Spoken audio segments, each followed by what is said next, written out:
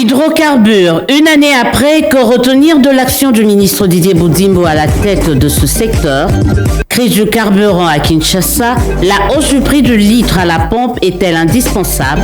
Le débat au féminin reçoit ce samedi, 13h30 après les infos, Fidèle Mboui Kaninda, chargé d'études au sein du ministère des Hydrocarbures.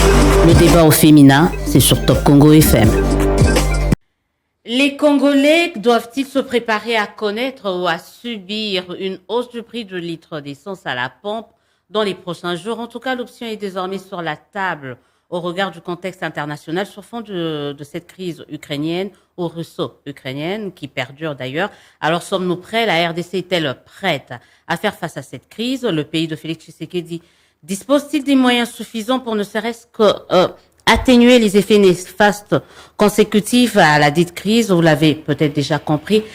Nous parlerons du carburant. Nous sommes donc dans le secteur des hydrocarbures. Une occasion pour nous de dresser également le bilan de ce ministère depuis l'accession il y a une année. Maintenant de l'actuel ministre Didier Boudimbo. Merci de nous retrouver dans le cadre de votre débat au féminin, le débat au week-end. Nous recevons pour vous Maître Fidèle Mboui Kaninda. Bonjour et bienvenue. Bonjour madame. Alors vous êtes avocate au barreau de Kinshasa Gombe. Matete. Kinshasa Matete, autant pour moi. Assistante à l'université libre de Kinshasa ULK. Oui. Dans la faculté de droit, mais surtout, et c'est sur cette cassette-là qu'on vous reçoit, vous êtes chargée d'études à Mont. Oui. Au sein du ministère des hydrocarbures. On va parler carburant, beaucoup carburant, en cette période où les gens ne savent pas s'il y a pénurie ou pas pénurie. On parle de ça, mais avant, il faut dire que vous étiez également vous êtes engagé sur le plan politique, vous étiez au PPRD, et maintenant vous êtes dans l'autre vision du Congo, AVC. Pourquoi vous avez quitté le PPRD? Oups. Ce n'est pas étonnant de recevoir cette question. Et c'est pour une convenance personnelle. Ce sont des questions, des convictions personnelles, très personnelles. Alors, j'ai choisi de porter mon soutien à Maître Didier Boudimbo Ntubanga, l'autorité morale de l'AVC, après avoir fait long feu au PPRD. Et j'ai jugé bon d'accompagner les chefs de l'État et d'adhérer à travers mon parti à l'Union Sacrée. Et c'est pour cela que je suis à l'AVC. C'est parce que aussi le parti m'a beaucoup convaincu. Le parti d'un jeune qui a un visage grand pour le pays, qui a beaucoup de projets dans le cadre de son parti pour faire avancer les Congos. Et d'où le nom de Autre Vision du Congo. Donc, il faut voir le Congo autrement à travers l'AVC. D'où nous avons préféré de soutenir ces partis pour que nous puissions aller de l'avant et changer le Congo, pour que nous puissions le voir réellement autrement. Réellement autrement et le voir en mieux d'ailleurs, autrement et en mieux.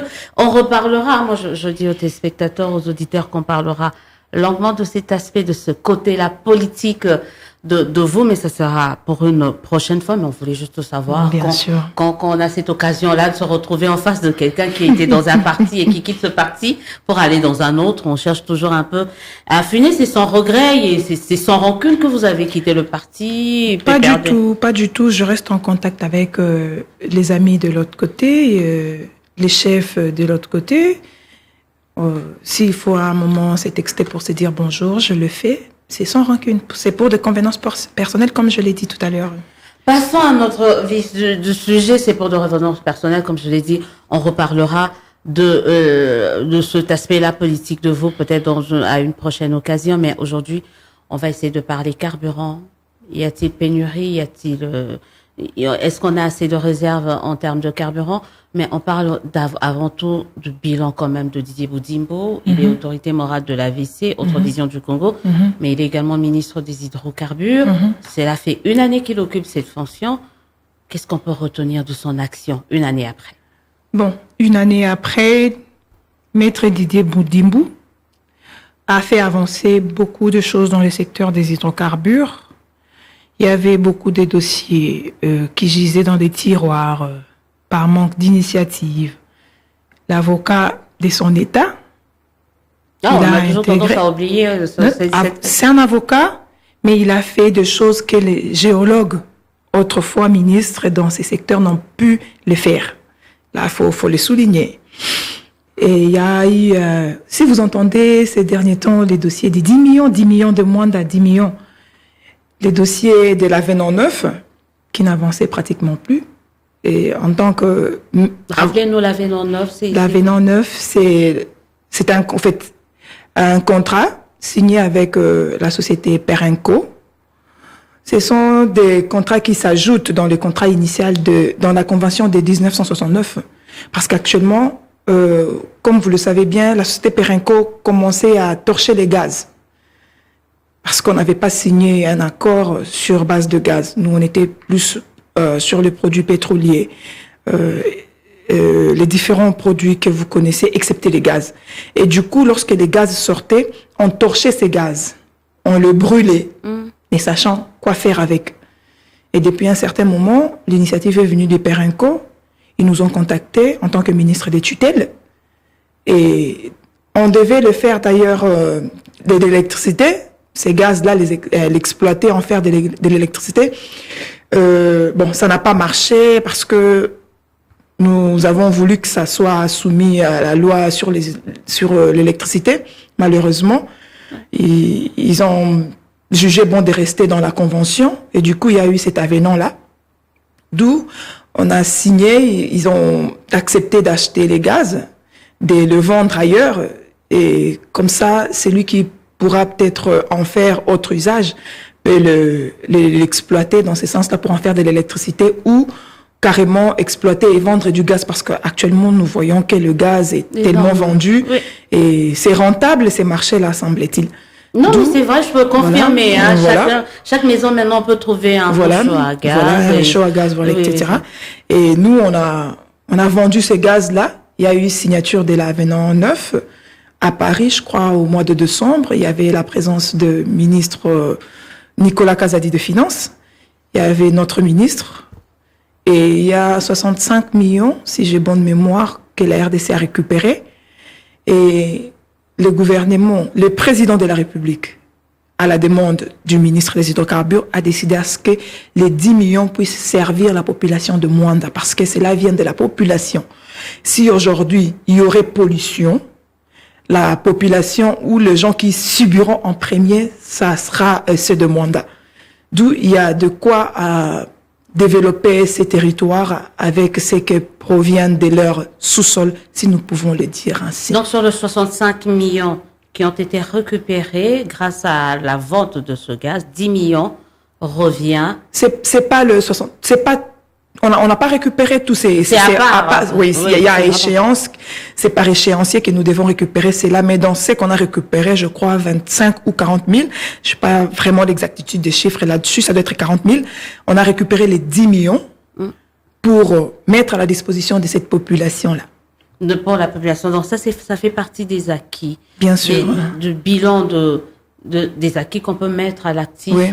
De bilan, du ministre, y a-t-il pas autre chose? Si, nous avons un accord signé entre le groupe Ventura et les gouvernements congolais. Le groupe Dan Guetler. Dan Guetler, le dossier Dan Guetler où on a vu... Ventura, les gens ils peuvent pas comprendre, voilà, où on a vu les ministres des hydrocarbures sortir ses griffes pour dire, écoutez, je suis fils du pays, je ne peux pas laisser cette injustice perdurer dans mon secteur. Je mets fin à ces contrats parce qu'il y avait beaucoup de clauses que c'était quand même les osé différentes sociétés ne respectaient pas. Oui, il a osé. C'est que certains géologues, ministres autrefois n'ont pas pu le faire. Lui, il a fait, il dit non, je renouvelle quand même le grand Dan Guetler. Le grand Dan Guetler. On se disait, mais comment il peut oser s'attaquer frontalement comme ça à quelqu'un? Il faut avoir du courage. Madame, c'est pas donné à tout le monde. On a eu beaucoup de ministres, on a vu beaucoup de gens, en tout cas, se faire corrompre. Si on a dit que le ministre n'a pas pu peut-être céder, c'est parce qu'il a été ferme. Il s'est dit non, j'ai le souci d'accompagner le président de la République, j'ai le souci de faire avancer ces pays. Alors, la charité bien ordonnée commence par soi-même. Il a voulu donner cet exemple-là dans son secteur. Il dit, je renouvelle pas. Il a signé, il les a brandissés là, parce que les gens pensaient que c'était de la blague. Et c'est grâce à cette décision qui a abouti à des différentes négociations. Écoutez, bon, quand bien même il y a eu ce qu'on appelle négociation, mais vous ne récupérez pas des blocs, vous nous rendez des blocs. L'État a récupéré ces blocs, vous nous rendez des données. Ces protocoles d'accord-là, en ce qui nous concerne, nous, ministère des hydrocarbures, nous avons récupéré les données. Et quand bien même que ces deux blocs-là ne seront pas repris parmi les blocs qui seront lancés dans quelques minutes, si je peux le dire, dans quelques minutes en termes de temps, pour dire qu'il y aura les appels d'offres qui seront lancés. Les dossiers vont passer ce vendredi au Conseil des ministres. Dès qu'on approuve, on va lancer les appels d'offres, mais tout en sachant qu'on a nos deux blocs. On a récupéré nos deux blocs en bonne et due forme.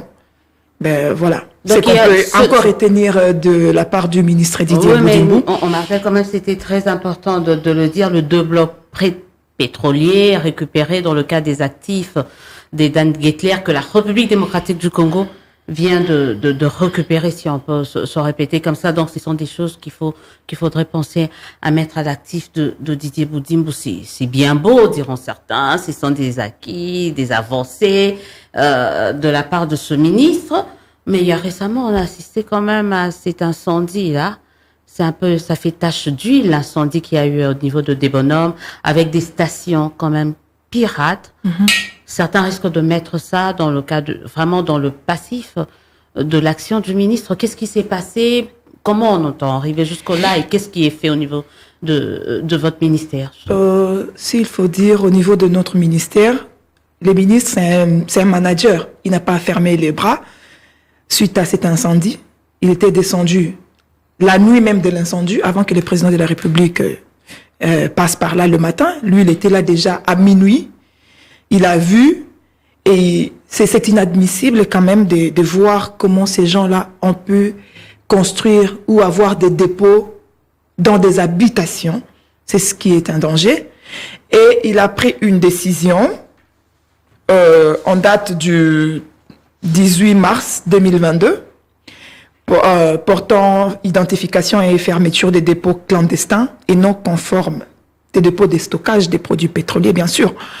Et c'est depuis ces jours-là, il a mis en place une brigade task force qu'on appelle Hydro Task Force. Notre mission, parce que je fais partie de la brigade,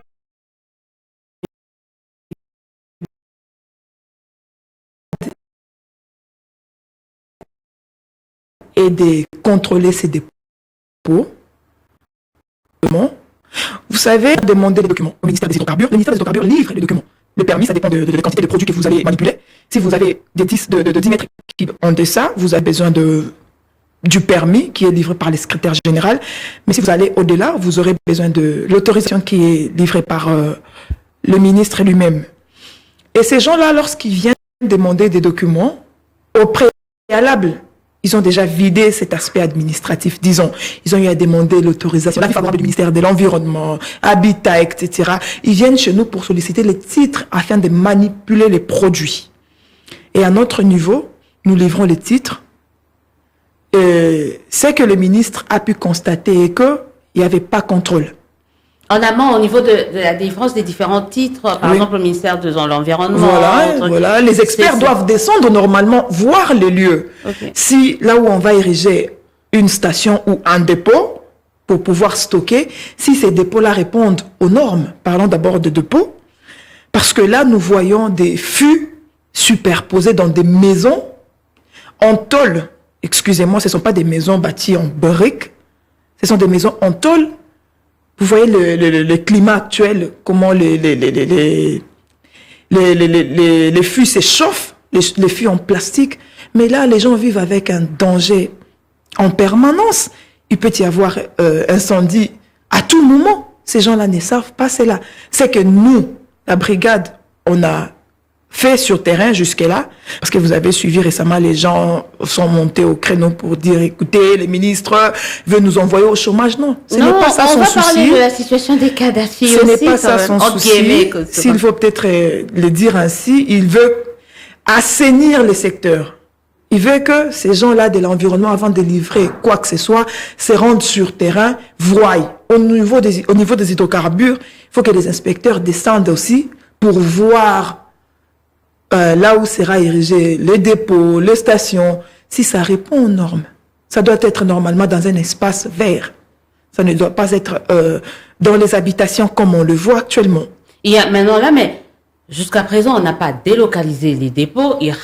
Ces dépôts-là restent en place. Donc, on n'est pas à l'abri d'un autre incendie. Ces dépôts-là sont fermés. Au moment où nous vous parlons, nous avons fermé déjà une vingtaine de dépôts. Et là, ils font de tour au ministère, ils viennent demander au ministre si au moins ils peuvent solliciter. Parce que quand nous descendons sur terrain, il y a l'OPJ, il y a la DGDA, il y a l'OCC. Parce que la responsabilité est partagée, madame. Il n'y a pas que les hydrocarbures. Pour nous, le ministre a fait ce qu'il peut faire jusque-là, parce qu'il ne va pas arrêter de continuer à assainir, de réguler son secteur. Mais jusque-là, nous fermons des dépôts, nous demandons à ces gens-là de se conformer. Déjà, pour la plupart, ces genres de titres sollicités ont une durée d'une année. Vous verrez quelqu'un qui a eu à solliciter le permis depuis 2019, alors que c'est une année renouvelable, n'ont jamais renouvelé. Ils sont là, ils évoluent avec de mauvais titres, ils font entrer les produits de loufou. Ces produits-là frôlent la fiscalité, la parafiscalité. Il y a un manque à gagner. L'État enregistre un manque à gagner. Ces gens-là font entrer des produits en grande quantité et ces produits-là échappent à la structure réseau. Et au lieu que ces gens-là se conforment pour que ces produits-là entrent dans la structure des prix, pour que l'État aussi se retrouve, pour que la population se retrouve. Vous voyez, les Kadhafi ne vendent pas 10 litres, 20 litres. Les Kadhafi, c'est qu'on a trouvé sur terrain. Il y a de ceux qui ont des 45 000, voire même 70 000 mètres cubes en fût, s'il vous plaît. Si vous interceptez des fûts de 200 litres, si quelqu'un a 200 fûts ou 250 fûts, contenant de produits à l'intérieur, de différents produits, voire même de l'essence qui est extrêmement dangereux, mais ces gens-là continuent de les garder et de le mettre dans des fûts en les superposant avec d'autres produits. Vous voyez dans l'état où nous sommes, là il y a vraiment péril en demeure comme on dit, et il faut vraiment réguler ces secteurs, il faut vraiment recadrer ces gens-là pour que cela puisse pas se récidiver dans le prochain jour. Voilà, pour ceux qui nous suivent, les éditeurs et téléspectateurs, nous recevons Fidèle Mbouyi Kaninda. Elle est chargée d'études au ministère des hydrocarbures et on va essayer on parle de ces secteurs des hydrocarbures, mais également on va entamer tout à l'heure l'épineuse question de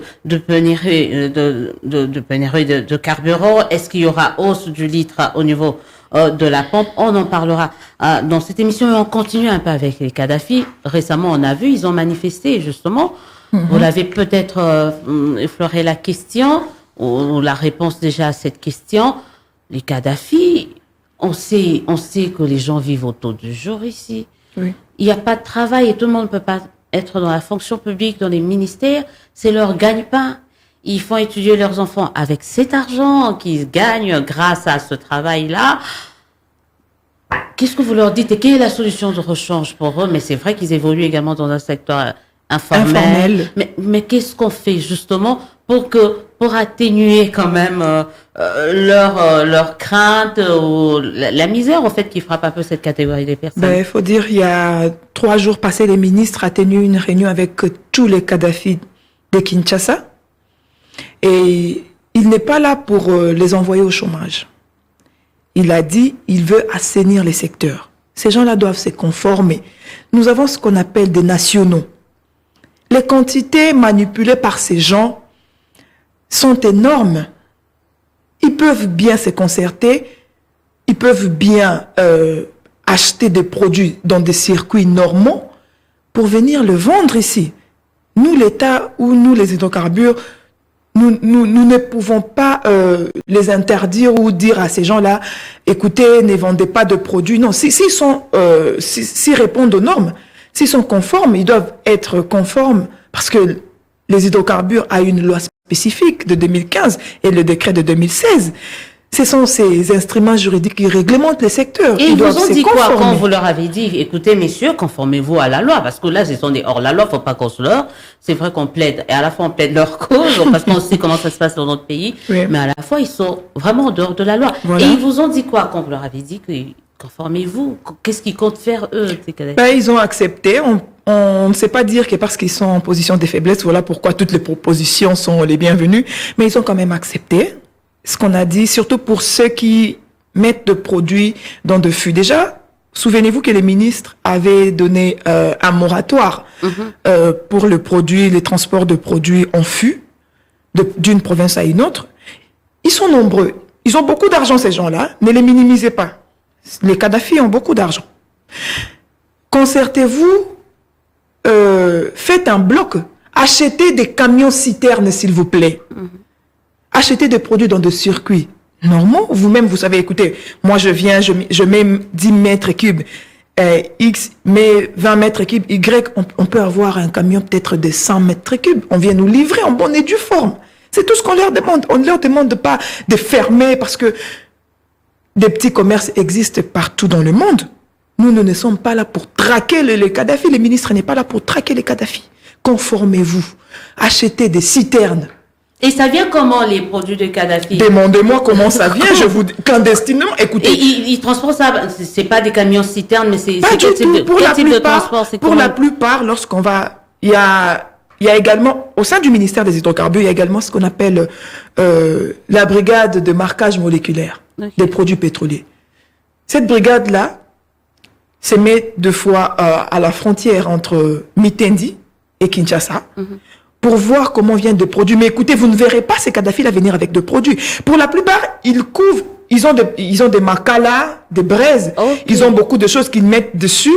Vous verrez un gros camion entrer avec de braises, alors que si vous contrôlez, parce que là, on a commencé à contrôler depuis que le ministre est là, il a instauré ces contrôles-là en permanence. Vous verrez des bidons avec des carburants. Mais ils ont couvert, écoutez. Par des produits agricoles, par exemple. Mais dites-moi, c'est la crasse. Avec des pondous, vous verrez des gens en fait, qui font entrer des pondous. Mais en réalité, en dessous de ces pondous-là, il y a des bidons, il y a des produits pétroliers.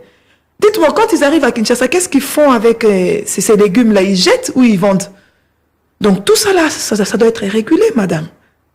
Donc parfois on mange des pondous, certains produits qui ont été en contact. Et tout ça là, ça doit être régulé, comme vous l'avez dit. Donc il y a des pourparlers en cours avec les stations. On va tout de suite parler quand même de cette situation.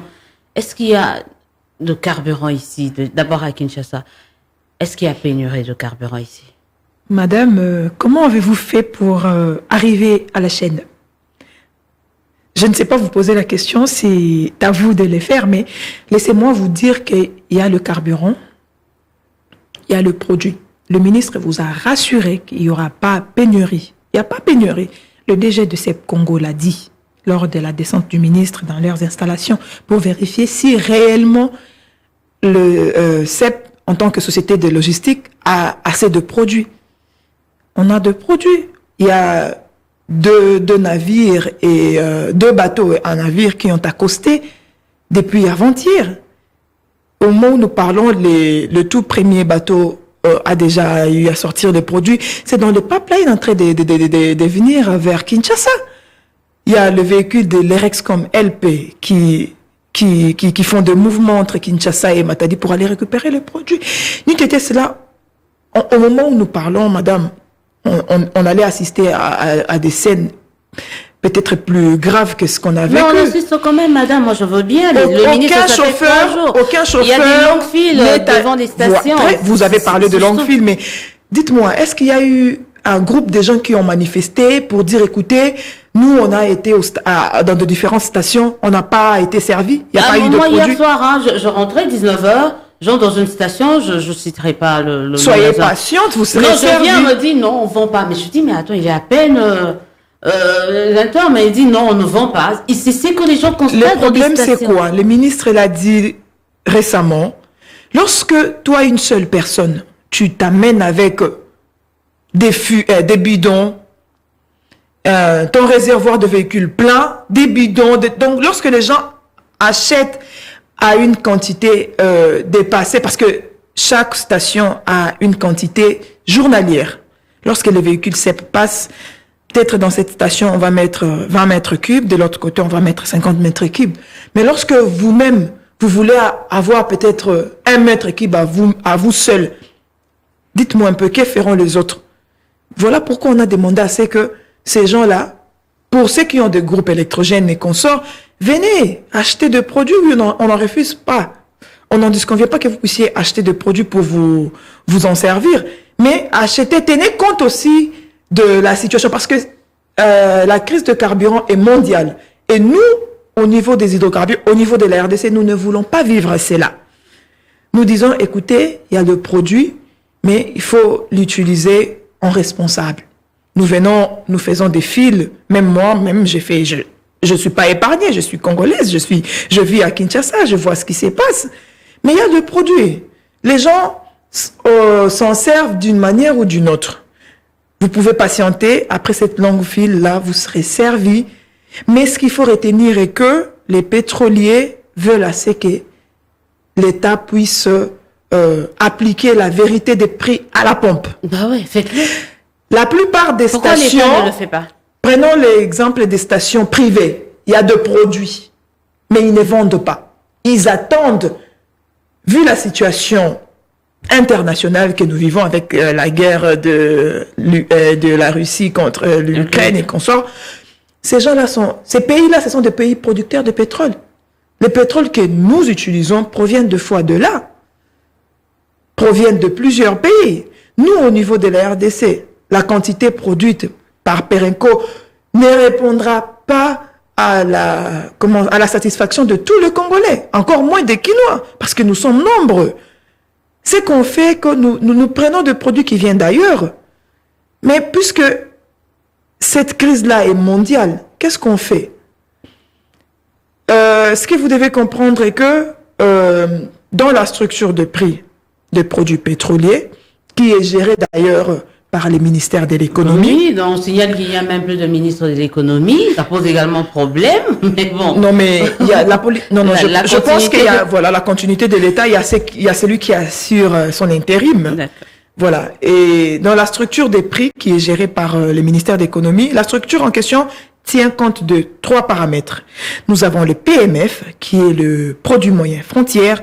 Nous avons le taux de change et nous avons les volumes mis en consommation. Le volume mis en consommation veut à ce que, dans cette structure, lorsqu'il y a l'un des facteurs qui pose problème, automatiquement, il y aura augmentation du prix à la pompe.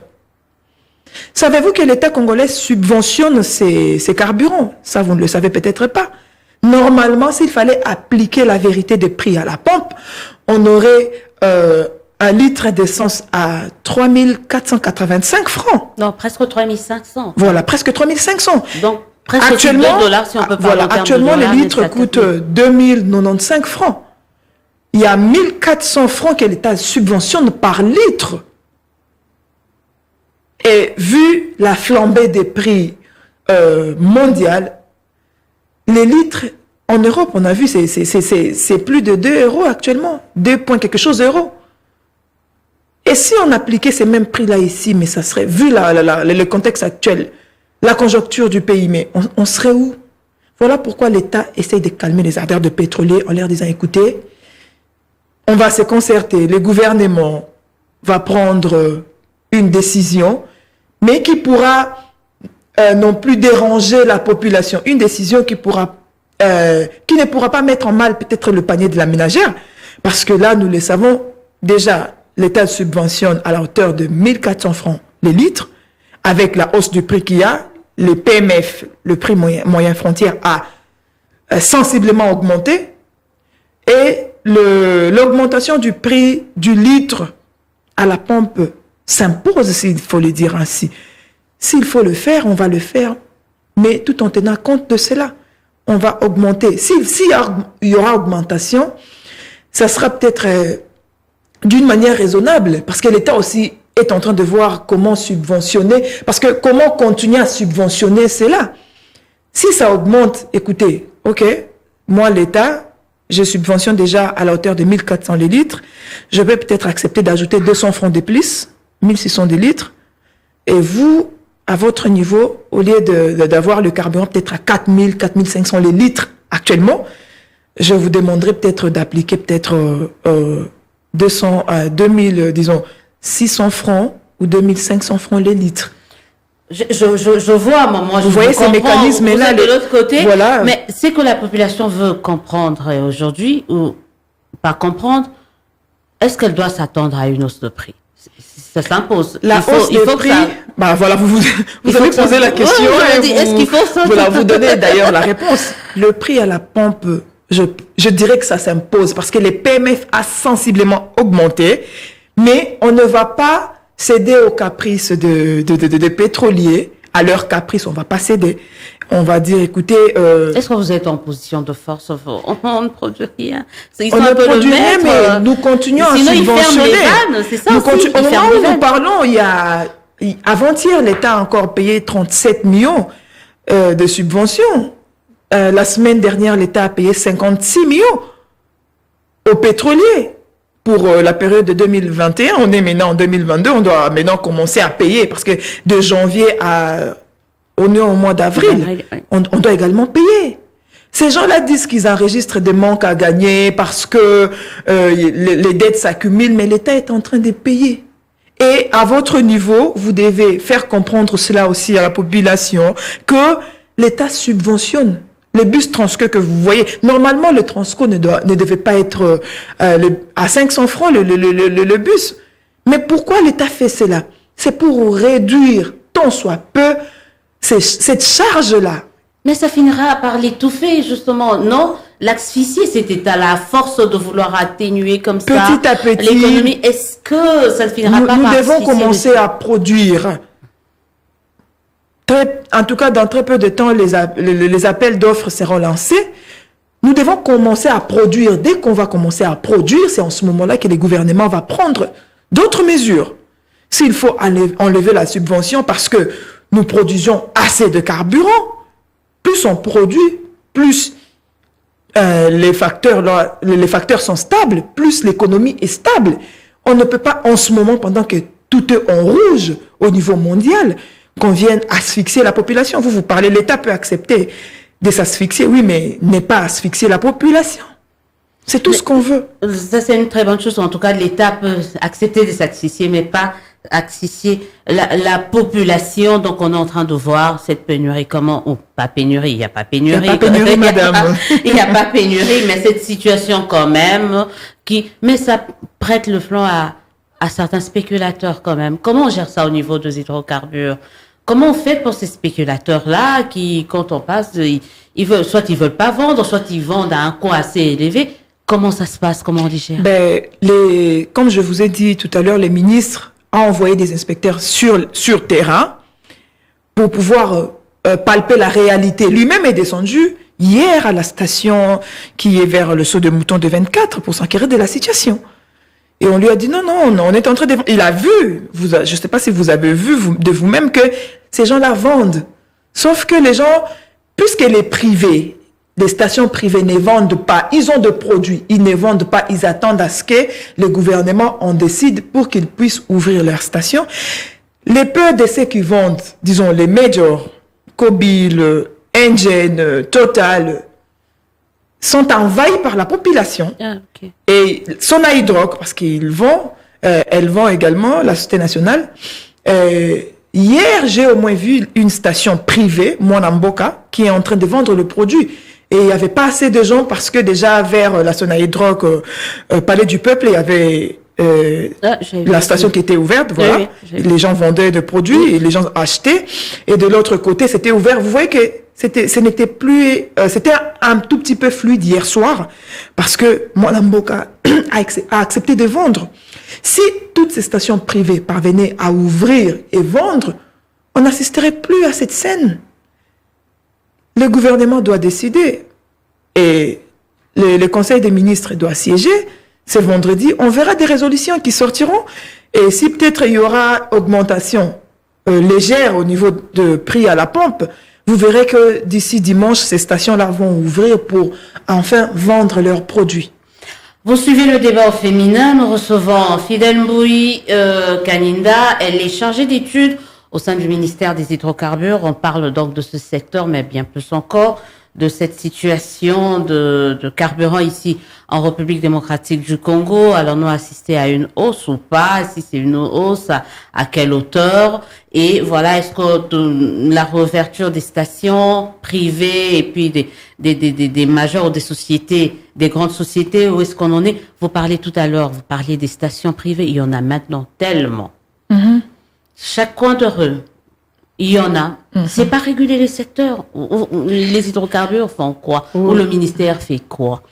Tout tombe sur les hydrocarbures, je vois. Mais bah oui, on parle des hydrocarbures, les stations, et tout le monde se plaint. On construit partout, n'importe quoi, n'importe où, n'importe comment. Oui. Chacun a sa petite station au coin de l'avenue. Vous avez tout à fait raison. C'est pas réglementé le secteur? Vous avez tout à fait raison. Laissez-moi vous dire que ce n'est pas les ministres des hydrocarbures qui octroient les autorisations de bâtir. Il y a les ministères de l'habitat qui entrent en jeu, les ministères de l'environnement, le ministère de l'aménagement du territoire. Tous ces ministères-là entrent en jeu. Ces gens-là, après avoir construit des stations, ils viennent en dernier lieu demander l'autorisation auprès du ministre des hydrocarbures. C'est les ministres des hydrocarbures, c'est le secrétaire général qui... Je vous ai dit tout à l'heure, ça dépend des échelles. Si vous demandez en petite échelle, c'est les ministères, le permis qui est délivré par le secrétaire général. En grande échelle, c'est les ministres qui délivrent les autorisations, les différentes autorisations. Mais vous devez comprendre que ces gens-là ont eu à avoir des autorisations de bâtir. Le ministère de l'Environnement a eu à donner l'avis favorable. Écoutez, ici, ça va pas déranger la population, il y aura pas pollution, il y aura pas ceci, il y aura pas cela. Nous, c'est en dernier lieu qu'on est consulté. D'où le ministre, en tant que responsable du secteur, a pris cela. Il a accepté d'endosser la responsabilité. Parce que si nous commençons à parler, vous direz, écoutez, vous vous déchargez. Écoutez, le ministre a endossé la responsabilité pour dire, dès que ces gens-là, leurs autorisations arriveront à terme, il va plus les renouveler. Jusqu'à ce qu'ils se conforment, jusqu'à ce qu'ils construisent ailleurs, jusqu'à ce qu'ils se délocalisent, parce que la délocalisation s'impose. Il a accepté de ne plus renouveler des stations. Aujourd'hui, nous parlons, mais demain, aujourd'hui, ce sont des Kadhafi. Demain, ça sera ces gens-là, les propriétaires des différentes stations qui viendront faire du bruit pour dire que le ministre a refusé de nous renouveler des autorisations. Comprenez-nous qu'on va le faire pour préserver notre population. C'est aussi ça notre vision du Congo. Exactement. Comme diront certains, on va bientôt terminer. On parle de cette différenciation des prix selon qu'on soit à l'ouest, à l'est, au sud, au centre.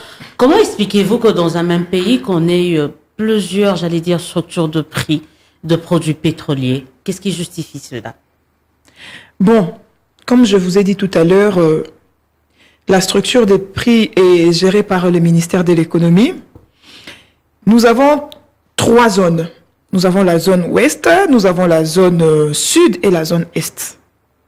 Le produit, pour la plupart, entre par la voie ouest, Kinshasa, qui déverse sur Kinshasa.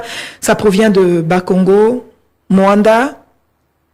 Et ces gens, ceux qui sont à l'est, les produits proviennent de la Zambie. Mais ce qu'il faut comprendre est que c'est dans ces coins-là du pays, hormis Kinshasa, hormis la zone ouest, ces gens-là n'ont pas le programme de marquage moléculaire dans ces secteurs.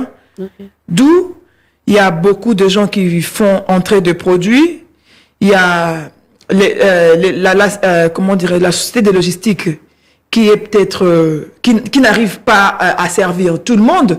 Et ceux qui viennent avec de produits dans ces coins-là les vendent comme bon le semble. Mais ces secteurs-là doivent être régulés dans très peu de temps parce que, puisque les programmes s'est installé à l'ouest, dans le prochain jour, le ministre va installer ces programmes-là dans de différents coins de ces pays pour pouvoir réguler la structure des prix dans ces secteurs. Donc, on peut s'attendre à avoir un prix uniforme. Oui, ça va se régler parce que le programme existe déjà. C'est une firme américaine, Authentix.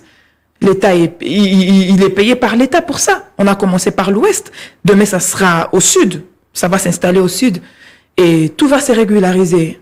Tout va se régulariser. Merci beaucoup, Fidèle Mbouyi Kaninda, d'avoir répondu à notre invitation. J'espère qu'on est arrivé à faire comprendre quand même à cette population cette situation de carburant qui prouvait aussi. Votre dernier mot et puis on va se séparer. C'est moi qui vous remercie. Les derniers mots est que les gens fassent confiance au ministre, à Maître Didier Boudimbo. Il a besoin de cela.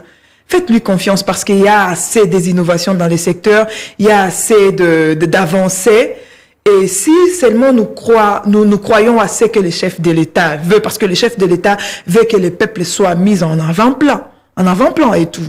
Donc, vous voyez, si chacun des ministres ou si chacun dans son secteur arrivait à réguler cela, il y aurait moins de problèmes et la population aurait peut-être remis sa confiance à 100% aux gens qui nous dirigent actuellement. Voilà. Donc, faites confiance à l'actuel ministre, mais également à l'actuel président de la République. Bien sûr. Ça vient de je ne fais que vous paraphraser. En tout cas, merci d'avoir répondu. Moi, je trouve ça intéressant de voir que, il y a des femmes qui peuvent parler du carburant. On a parlé du carburant, on a parlé de cette possibilité. Merci. On se dit au revoir. À très, très bientôt pour un prochain numéro de votre émission, Le Débat au féminin. Merci à vous. Hydrocarbures. Une année après, que retenir de l'action du ministre Didier Boudimbo à la tête de ce secteur?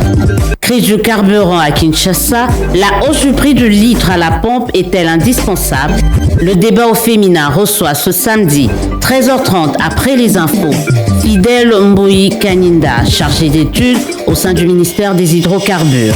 Le débat au féminin, c'est sur Top Congo FM.